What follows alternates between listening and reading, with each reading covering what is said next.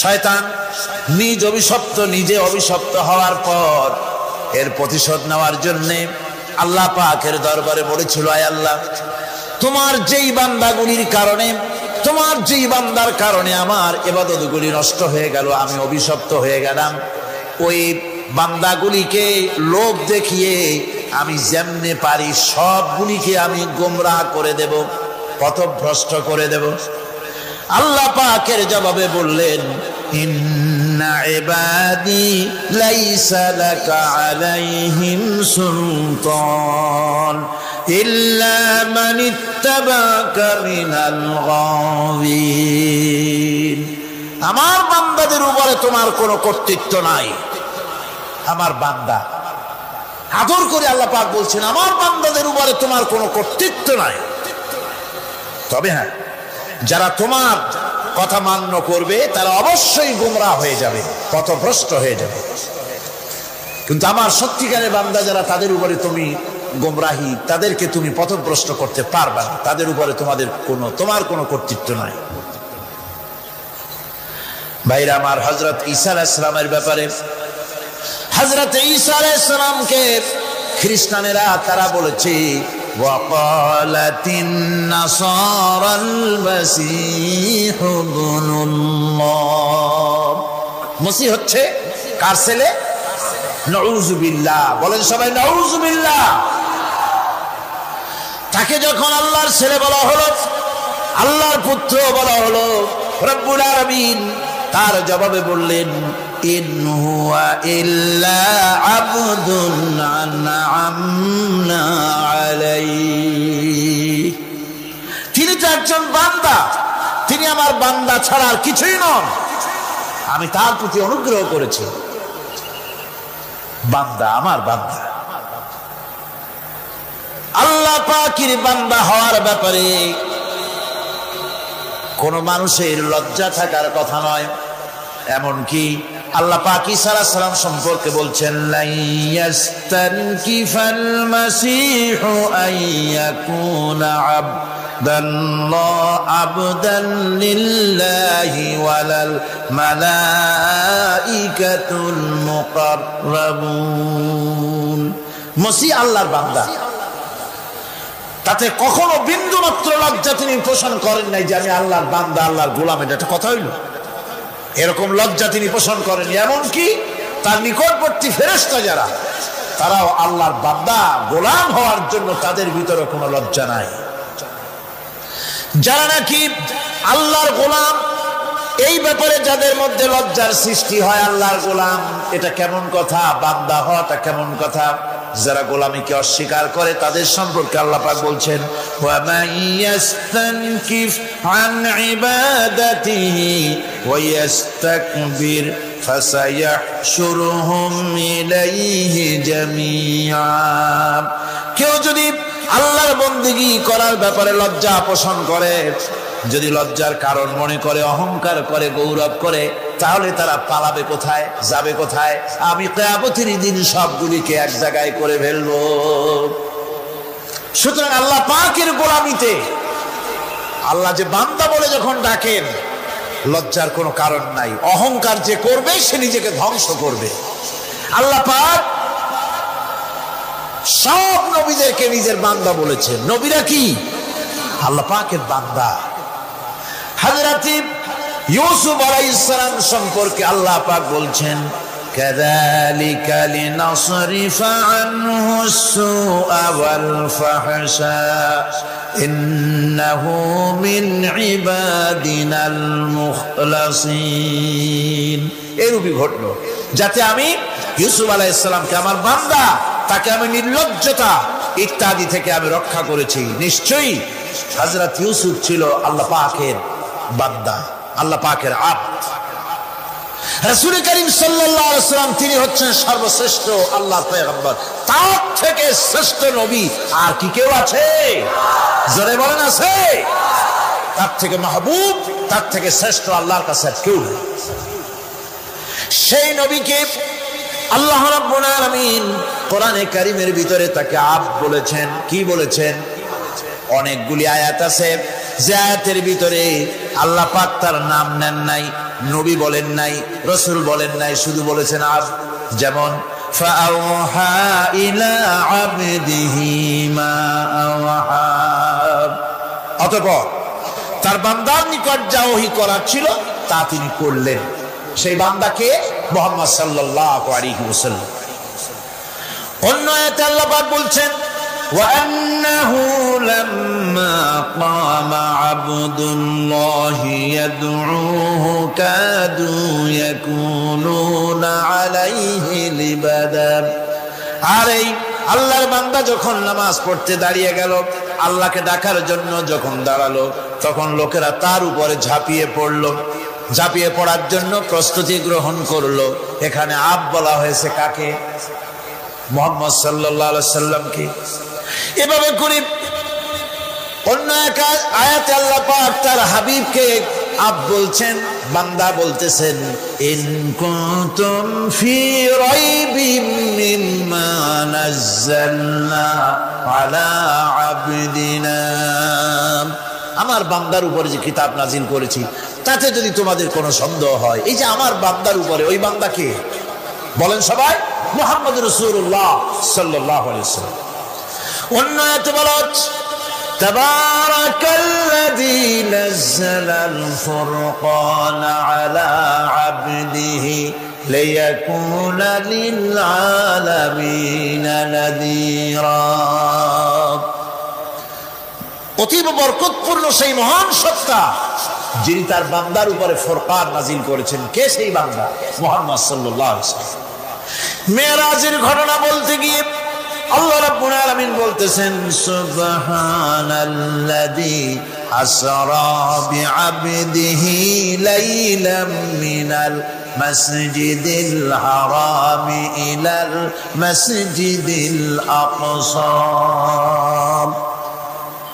পবিত্র সেই মহান সত্তা যিনি তার বান্দাকে ইসরা করিয়েছেন। কে সেই বান্দা? মুহাম্মদ রাসূলুল্লাহ সাল্লাল্লাহু আলাইহি ওয়াসাল্লাম। সুতরাং আবদিয়ত, ইবাদত, গোলামি, এটা হচ্ছে মানুষের জীবনের সবচেয়ে বড় মর্যাদাকর খেতাব আল্লাহর পক্ষ থেকে। আল্লাহর বান্দা হওয়া, গোলামি পরিপূর্ণরূপে হবে কেবলমাত্র আল্লাহ পাকের।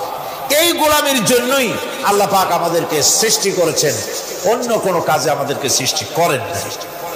সেই জন্য আমাদেরকে গোলামি করতে হবে, আনুগত্য করতে হবে কেবলমাত্র কার বলুন তো? এই গোলামি যদি সঠিকভাবে করি, যদি বান্দারা যারা আল্লাহ পাকের বান্দা বলে, গোলাম বলে নিজেদেরকে দাবি করে, যদি সঠিকভাবে ইবাদতটা করা যায়, তাহলে আল্লাহ তাদের জন্য কি ওয়াদা করেছেন শুনুন। দুনিয়ায় তাদেরকে আল্লাহ পুরস্কার দেবেন, আখিরাতেও দিবেন। এটা বন্ধ দেবেন। দুনিয়া এবং আখিরাতে আল্লাহ পুরস্কার দেবেন। সে পুরস্কারটা কি? দুনিয়ার পুরস্কারটা আগে শোনো। আল্লাহ পাক বলেন যারা আমার ইবাদত করবে তাদের ব্যাপারে আমার ওয়াদা শোনো।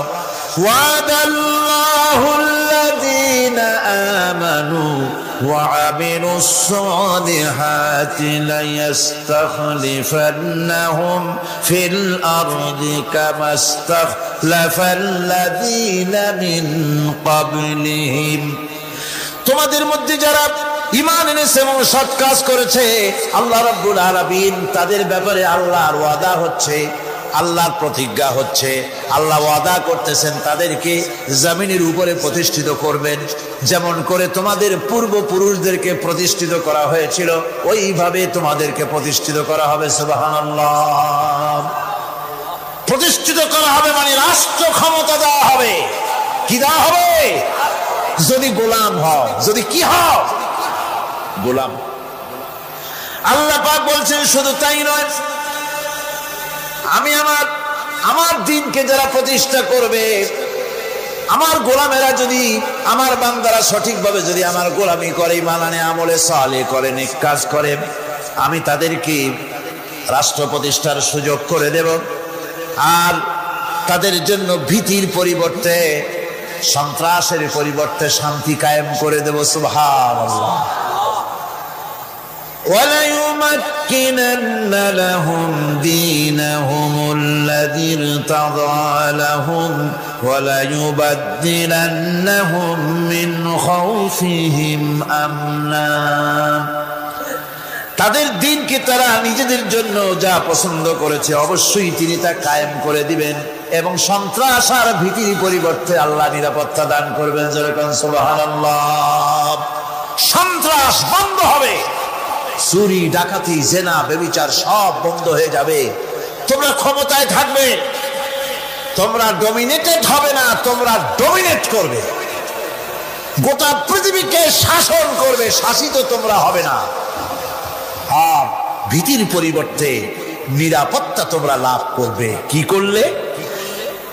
ইয়াবুদুনানি লা ইউশরিকুনা বি শাইআ। সুতরাং তারা যেন আমার ইবাদত করে এবং আমার সঙ্গে যেন কাউকে শরীক না করে। আল্লাহ বলছেন তোমরা যদি আমার সাথে শরীক না করো, ইবাদতের মধ্যে কাউকে যদি শরীক স্থাপন না করো, আর যদি তোমরা আমার ইবাদতটা সলিডভাবে আমার জন্যই করো, তাহলে রাষ্ট্র ক্ষমতা তোমাদের হাতে আসবে, সন্ত্রাস নির্মূল হবে, শান্তি প্রতিষ্ঠিত হবে। এই হচ্ছে দুনিয়ার পুরস্কার। এটা কিসের পুরস্কার? আর আখিরাতের পুরস্কারের কথা বলা হচ্ছে। وَمَن يُطِعِ اللَّهَ وَرَسُولَهُ وَيَخْشَ اللَّهَ وَيَتَّقِهِ فَأُولَئِكَ هُمُ الْفَائِزُونَ। যে ব্যক্তি আল্লাহ এবং রাসূলের আনুগত্য করেছে, আল্লাহকে ভয় করে চলেছে, তার গজব থেকে বেঁচে রয়েছে, সেই হচ্ছে সফল কাম। সফল কাম মানে কি? কিয়ামতের দিন আল্লাহ পাক তাদেরকে জান্নাত দান করবেন। আল্লাহ পাক তাদেরকে কিয়ামতে কি দিবেন? জান্নাত দিবেন, চিরস্থায়ী শান্তির জায়গা, সেই জান্নাত লাভ করা যাবে। আল্লাহ রাব্বুল আলামিন তার হাবিব সম্পর্কে বলেন, তাবারাকাল্লাযী নাযালাল ফুরকানা আলা আবদিহি লিয়াকুনা লিল আলামিনা নাযীরা। অতীব বরকতশালী সে আল্লাহ রাব্বুল আলামিন, যিনি তার বান্দার উপরে ফুরকান অবতীর্ণ করেছেন, যাতে করে তিনি তার কওমের কাছে দাওয়াত পৌঁছান। এ কথা বলা হয় নাই লিয়াকুনা লিল আলামিনা নাযীরা, বিশ্ববাসীর কাছে যেন তিনি দাওয়াত পৌঁছাতে পারেন, আল্লাহর সম্পর্কে, জাহান্নাম সম্পর্কে ভীতি প্রদর্শন করাতে পারেন, জান্নাতের সুসংবাদ দিতে পারেন, হেদায়েতের দাওয়াত পৌঁছে দিতে পারেন। এই জন্য আমি রাসূলকে পাঠাইছি তাম বিশ্বের সমস্ত মানুষের জন্য। সুবহানাল্লাহি ওয়া বিহামদিহি, তিনি সকলের জন্য।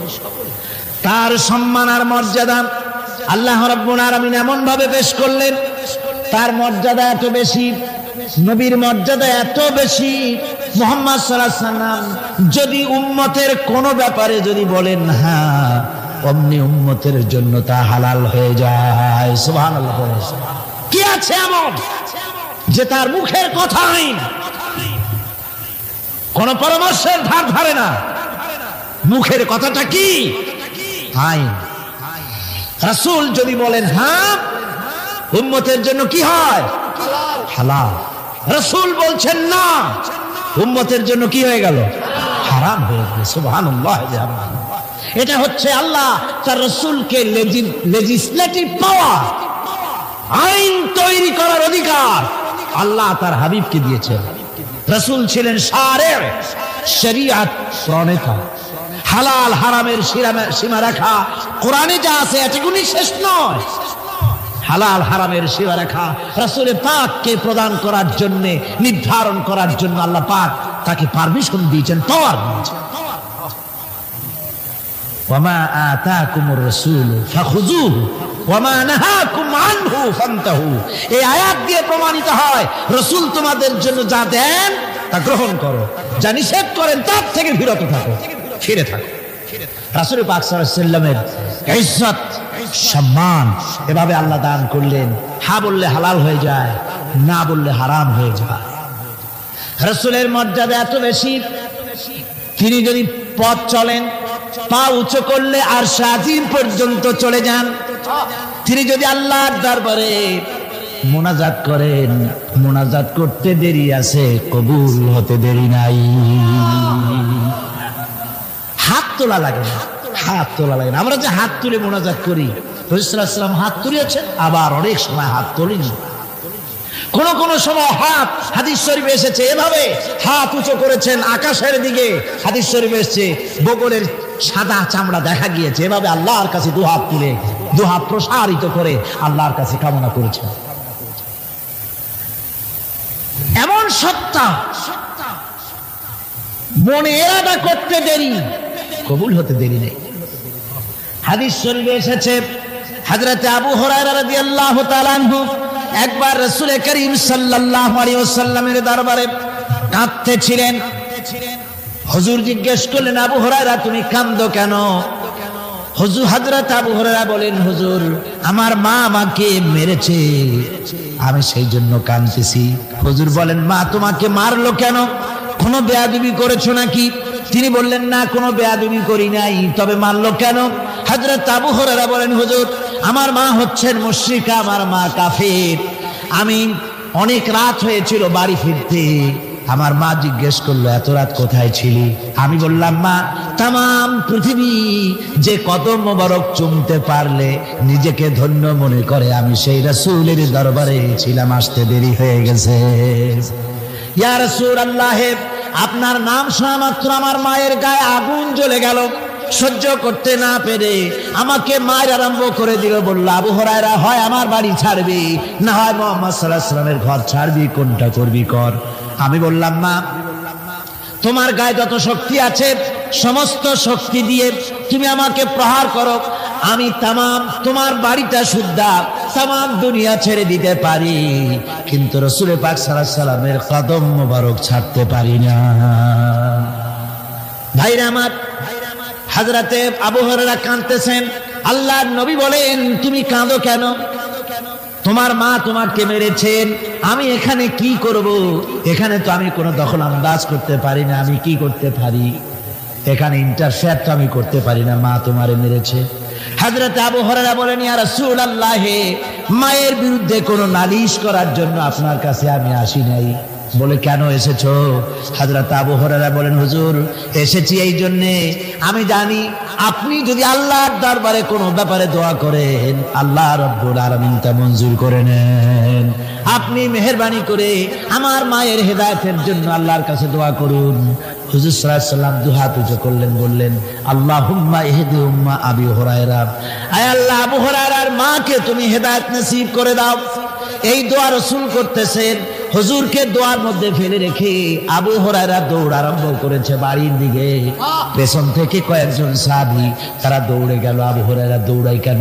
এত ভদ্র মানুষ, কোন সময় কারো সাথে রাগারাগি করে না, দৌড়ায় কেন? নিশ্চয় কোনো বিপদ বুঝি হয়ে গিয়েছে, পিছন থেকে জামা টেনে ধরেছে, কি হয়েছে দৌড়াও কেন? হযরত আবু হুরায়রা বলেন, আমার জামা ছেড়ে দাও, আমাকে দৌড়াতে দাও। আমি দৌড়াইয়া বাড়ি পৌঁছে গিয়ে দেখতে চাই আমি আগে দৌড়ে বাড়িতে গেলাম না নবীজির দোয়া আমার আগে আমার বাড়ি পৌঁছে গেল, কোনটা হলো আমি সেটা দেখতে চাই। হযরত আবু হুরায়রা দৌড়াতে দৌড়াতে ঘরের কাছে গিয়ে নক করেছে, ভিতর থেকে আওয়াজ এলো, কে? কিছুক্ষণ পর মা আমার বেরোলেন, মাথার চুল দিয়া পানি পড়তেছে, বুড়া মানুষ। মা আমার কাছে এসে বলল, বাবা তোমাকে মারার পর আমি বড় অনুতপ্ত হয়েছি, মনে মনে অনুশোচনা করেছি, আরে আমার ছেলে তো কোনো খারাপ জায়গায় যায় নাই, কোনো খারাপ মানুষের কাছে যায় নাই, মারলাম কেন? বড় অনুতপ্ত হয়ে গেছি আমি। এই অনুশোচনা করে আমি এইমাত্র গোসল করেছি, আমাকে নিয়ে চলো তুমি বিশ্ব নবী রাসূলুল্লাহর দরবারে।